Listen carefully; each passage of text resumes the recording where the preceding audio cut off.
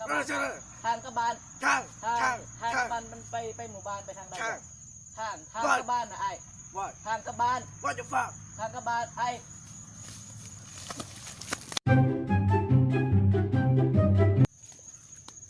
เฮ้ยตรงทางมีจะไหนดีวะ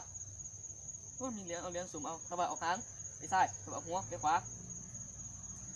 เอาหัวเมื่อกี้กูว่าเอาหัวไปซ้ายหรือไปขวาวะไปขวา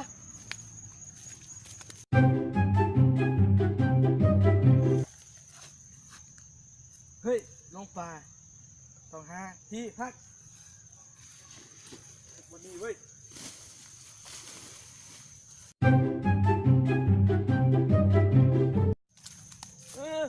หลงป่าจะไหนดีวะหาคนมาจอยแดหลงป่าหลงป่าหลงป่า